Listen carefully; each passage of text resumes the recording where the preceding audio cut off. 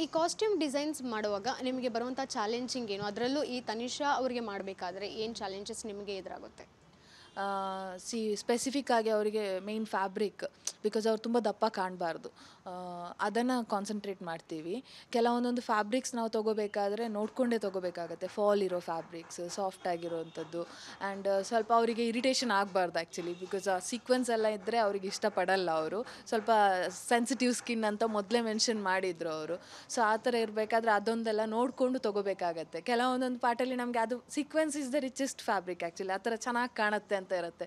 ಅದನ್ನೇ ತೊಗೋಬೇಕು ಅಂತ ಮಾಡಿದಾಗ ಅದನ್ನು ಹೇಗೆ ಕವರ್ ಮಾಡಬೇಕು, ಅವ್ರಿಗೇನು ಇರಿಟೇಷನ್ ಆಗದ ಹಾಗೆ ಪ್ಲ್ಯಾನ್ ಮಾಡಬೇಕು ಅಂತ ನೋಡ್ಕೊಂಡು ಮಾಡ್ತೀವಿ. ಇವಾಗ ಇದಕ್ಕಿಂತ ನೆಕ್ಸ್ಟ್ ಇದೇ ಥರದ್ದು ಕಾಸ್ಟ್ಯೂಮ್ ಇನ್ನೊಂದು ಮಾಡಿದ್ವಿ ಆ್ಯಕ್ಚುಲಿ ಸೀ ಗ್ರೀನಲ್ಲಿ, ಅದರಲ್ಲೂ ಸೀಕ್ವೆನ್ಸ್ ಇತ್ತು.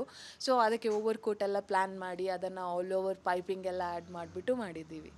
ತನಿಷಾ ಅವರ ಕುರಿತು ಟ್ರಾಲ್ಸ್ ಎಲ್ಲ ನೋಡಿದಾಗ ನೀವು ನೋಡ್ತಾ ಇರ್ತೀರ ಸೋಷಿಯಲ್ ಮೀಡಿಯಾದಲ್ಲಿ ಸ್ಕ್ರಾಲ್ ಮಾಡಿದಾಗ ಅವರ ಬಗ್ಗೆ ಟ್ರಾಲ್ಸ್ ಎಲ್ಲ ಬರುತ್ತೆ. ಆದರೆ ಅವರ ಬಗ್ಗೆ ನೆಗೆಟಿವ್ ಟ್ರಾಲ್ಸ್ ತುಂಬ ಕಮ್ಮಿ ನಾವು ನೋಡಿರುವಂಥದ್ದು. ಏನು ಅನಿಸುತ್ತೆ ನಿಮಗೆ ಆ ಒಂದು ಟ್ರಾಲ್ ಪೇಜಸ್ ಎಲ್ಲ ನೋಡಿದಾಗ ಒಬ್ಬರ ಮೇಲೆ ಎಫೆಕ್ಟ್ ಆಗೋ ರೀತಿ ಎಲ್ಲ? ನಮಗೆ ಆ್ಯಕ್ಚುಲಿ ಸ್ವಲ್ಪ ಪ್ರೌಡ್ ಫೀಲ್ ಆಗುತ್ತೆ. ನಾವು ಆ್ಯಕ್ಚುಲಿ ಅವರಿಗೆ ಡಿಸೈನ್ ಮಾಡ್ತಾ ಇದ್ದೀವಿ, ನಮಗೂ ಒಂಥರ ಖುಷಿ ಅನಿಸುತ್ತೆ. ಸಾರಿ, ಸೊ ಖುಷಿ ಅನಿಸುತ್ತೆ ಆ್ಯಕ್ಚುಲಿ. ಆ್ಯಂಡ್ ಅವ್ರ ಬಗ್ಗೆ ಒಳ್ಳೆ ಒಪಿನಿಯನ್ಸೇ ಬರ್ತಾ ಇದೆ. ಅವ್ರದ್ದು ಟ್ರೋಲ್ ಮಾಡಿದಾಗ್ಲೂ ನಾನು ನೋಡಿರೋದು ಕೆಟ್ಟದಾಗಿ ತುಂಬ ಕಮ್ಮಿನೇ ಇದೆ. ಸೊ ಅವ್ರು ಡೆಫಿನೆಟ್ಲಿ ನಂಗೆಂತ ಮಾತಾಡೋದು, ಸಾರಿ. ಹಾಗೆ ಹೇಳಿ, ಎಷ್ಟು ನಾರ್ಮಲಾಗಿ ಹೇಳ್ಕೊಂಡು ಹೋಗ್ತಿದ್ರಲ್ಲ.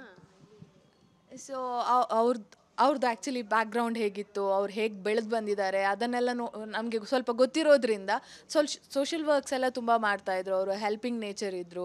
ಸೊ ಅದೆಲ್ಲ ತುಂಬ ಮ್ಯಾಟ್ರ್ ಆಗುತ್ತೆ ಅಂದ್ಕೊಳ್ತೀನಿ ಅವರಿಗೆ ಇಲ್ಲೂ. ಬಿಕಾಸ್ ಅವ್ರದ್ದು ಫ್ಯಾನ್ಸು, ಅವ್ರದ್ದು ಫ್ಯಾಮಿಲಿಯಿಂದನೂ ಅಷ್ಟೇ ಅವರಿಗೆ ತುಂಬ ಸಪೋರ್ಟ್ ಬರ್ತಾ ಇದೆ ಅವರಿಗೆ.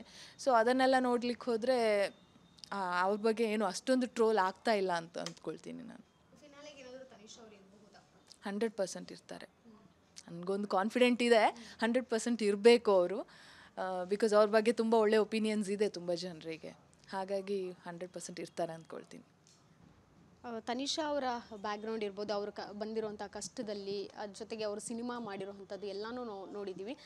ಅಂದರೆ ಇದಕ್ಕೆ ಬಿಗ್ ಬಾಸ್ ಬರೋಕ್ಕಿಂತ ಮುಂಚೆ ಅಷ್ಟು ರೀಚ್ ಆಗಿರಲಿಲ್ಲ ಅವರು.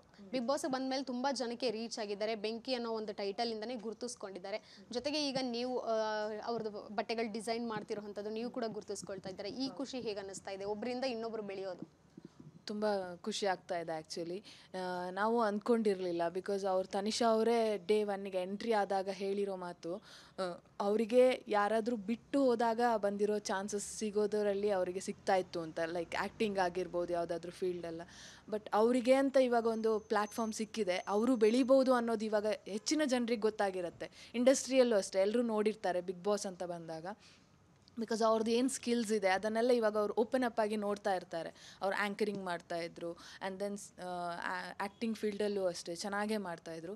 ಸೊ ಇವಾಗ ಅದನ್ನೆಲ್ಲ ನೋಡಿದಾಗ ನಮಗೂ ಆ್ಯಕ್ಚುಲಿ ಮಾಡಬೇಕಾದ್ರೆ ಇನ್ನೂ ಮಾಡ್ಬೋದು, ಇನ್ನೂ ಅವರಿಗೆ ಮಾಡಬೇಕು ಅನ್ನೋದು ಬರುತ್ತೆ ಆ್ಯಕ್ಚುಲಿ. ಚೆನ್ನಾಗಿ ಮಾಡಬೇಕು, ಬಿಕಾಸ್ ಅವರು ಎದ್ದು ಕಾಣ್ದಷ್ಟು ನಾವು ಎದ್ದು ಕಾಣ್ತಾ ಇದ್ದೀವಿ ಅಂತ ಅನ್ನಿಸ್ತಾ ಇದೆ. ಸೊ ಅಷ್ಟೇ. ಓಕೆ, ತನಿಷಾ ಅನ್ನೋವಂಥ ಒಂದು ವ್ಯಕ್ತಿ ಬಿಗ್ ಬಾಸ್ ಮನೆಗೆ ಬರ್ತಾರೆ ಅನ್ನೋವಂಥದ್ದು ಅವರು ಯಾವತ್ತಾದರೂ ಊಹಿಸಿದ್ರೋ ಇಲ್ಲೋ ಗೊತ್ತಿಲ್ಲ. ನಿಮ್ಮ ಬಳಿ ಬಂದು ಹೇಳ್ಕೊಂಡಿದ್ದು ಯಾವಾಗ? ಅವರು ಹೋಗೋದಕ್ಕೆ, ಐ ಮೀನ್ ಬಿಗ್ ಬಾಸ್ ಮನೆ ಒಳಗಡೆ ಹೋಗೋದಕ್ಕೆ 1 ವೀಕ್ ಮುಂಚೆ ಬಂದು ನನಗೆ ಹೇಳಿದ್ದಾರೆ. ಬಿಕಾಸ್ ಅದನ್ನು ಎಲ್ಲೂ ಓಪನ್ ಅಪ್ ಆಗೋ ಥರ ಇಲ್ಲ, ಕಾನ್ಫಿಡೆನ್ಷಿಯಲ್ ಆಗಿರಬೇಕು. ಸೊ ಹಾಗಿರಬೇಕಾದ್ರೆ ಅವ್ರು ಬಂದು ಹೇಳಿದರು, ಶಿಲ್ಪಾ ನಾನು ಇವಾಗ ಬಿಗ್ ಬಾಸ್ಗೆ ಹೋಗ್ತಾ ಇದ್ದೀನಿ. ಸೊ ನಾನು ಇದನ್ನು ಎಲ್ಲೂ ರಿವೀಲ್ ಮಾಡೋ ಥರ ಇಲ್ಲ. ಸೊ ನಮಗೆ ಇವಾಗ 1 ವೀಕಲ್ಲಿ ಪ್ಲ್ಯಾನ್ ಮಾಡಬೇಕು. ಒಂದು ಎಂಟ್ರಿ ಕಾಸ್ಟ್ಯೂಮ್ಸು, ಅದಾದಮೇಲೆ 5 ವೀಕ್ಸಿಗೆ ಇಷ್ಟು ಕಾಸ್ಟ್ಯೂಮ್ಸ್ ಬೇಕಿರುತ್ತೆ. ಸೊ ಅದನ್ನಷ್ಟನ್ನು ಒಳಗಡೆ ಒಂದೇ ಸಲ ತೊಗೊಂಡು ಹೋಗ್ಲಿಕ್ಕಿರುತ್ತೆ ಅಂತ. ಸೊ ಅದಷ್ಟನ್ನು ಪ್ಲ್ಯಾನ್ ಮಾಡಿ ನಾವು ಅದನ್ನು ಪ್ರಿಪೇರ್ ಮಾಡಿದ್ವಿ. ಸುದೀಪ್ ಸರ್ ಬಗ್ಗೆ ಏನಾದರೂ ಎಕ್ಸೈಟ್ ಆಗಿ ಏನಾದರೂ ಮಾತಾಡಿದ್ರೆ ಅವ್ರನ್ನ ಡೈರೆಕ್ಟಾಗಿ ನೋಡುತ್ತಾರೆ? ಆ ಥರ ಏನು ಮಾತಾಡಿರಲಿಲ್ಲ. ಬಟ್ ಆ ಒಂದು ಎಕ್ಸೈಟ್ಮೆಂಟ್ ಅಂತೂ 100% ಇತ್ತು. ನಾನು ಹೋಗ್ತಾ ಇದ್ದೀನಿ, ಬಟ್ ಈ ಸಲದ್ದೆಲ್ಲ ಡಿಫ್ರೆಂಟ್ ಆಗಿರುತ್ತೆ, ಮೊದಲಿನ ಥರ ಇಲ್ಲ. ಬಿಕಾಸ್ ಸ್ಟಾರ್ಟಿಂಗಲ್ಲೇ ವೋಟಿಂಗಲ್ಲಿ ಸೆಲೆಕ್ಷನ್ಸ್ ಇತ್ತು, ಅವರು ಸೆಲೆಕ್ಟ್ ಆಗಿರಲಿಲ್ಲ, ಮತ್ತು ಅದು ಇನ್ನಾಗಿರೋದು ಅದೆಲ್ಲ ತುಂಬ ಕಷ್ಟ ಆಯ್ತು ಆ್ಯಕ್ಚುಲಿ. ತುಂಬ ಕಷ್ಟಪಟ್ಟಿದ್ದಾರೆ ಅವ್ರ ಲೈಫಲ್ಲೂ ಅಷ್ಟೇ. ಅವ್ರು ಹೇಳಿರೋ ಪ್ರಕಾರ ಎಲ್ಲನೂ ಕಷ್ಟಪಟ್ಟು ಬಂದಿರೋದು. ಇದರಲ್ಲೂ ಅಷ್ಟೇ, ಬಿಗ್ ಬಾಸ್ ಎಂಟ್ರಿ ಆಗಬೇಕಾದ್ರೂ ಅಷ್ಟೇ ರಿಜೆಕ್ಟ್ ಆಗಿಬಿಟ್ಟು ಅದು ಇಷ್ಟು ಪರ್ಸೆಂಟೇಜ್ ಅಂತ ಬರಬೇಕಿತ್ತಲ್ಲ. ಸೊ ಅದಾದಮೇಲೆ ಅವ್ರು ಮತ್ತೆ ಇನ್ನಾಗಿರೋದು. ಸೊ ಆಬ್ವಿಯಸ್ಲಿ ಇನ್ನು ಮುಂದೆ ಆದರೂ ಚೆನ್ನಾಗಾಗಲಿ, ಅವರಿಗೆ ಒಳ್ಳೆಯದಾಗಲಿ ಅಂತ ಎಕ್ಸ್ಪೆಕ್ಟ್ ಮಾಡ್ತೀನಿ. ಕೊನೆಯದಾಗಿ ಅವರ ಮೇಕಪ್ ಮಾಡ್ಕೊಳ್ಳೋಂತಹ ಒಂದು ಕಾಸ್ಟ್ಯೂಮ್ಸ್ ಅಂದರೆ ಮೇಕಪ್ ಮಾಡ್ಕೊಳೋದು ಎಲ್ಲ ಲೈಕ್ 2 lakhs ಅದು ಖರ್ಚಾಗುತ್ತೆ ಅನ್ನೋಂಥದ್ದು ಒಂದು ಟಾಸ್ಕಲ್ಲಿ ಅವ್ರು ಹೇಳಿದರು. ಹಾಂ, ಮೆನ್ಷನ್ ಮಾಡಿದರು. ಅಲ್ಲ, ಅವ್ರದ್ದು ಮೇಕಪ್ದೇ 2 lakhs ಆಗುತ್ತೆ ಅಂದರೆ ಕಾಸ್ಟ್ಯೂಮ್ ಬಗ್ಗೆ ನಾವು ಯೋಚನೆ ಮಾಡಿದ್ರೆ ಊಹಿಸ್ಕೊಳಕ್ಕೂ ಆಗೋದಿಲ್ಲ. ನೀವಂತೂ ರಿವೀಲ್ ಮಾಡೋದಿಲ್ಲ.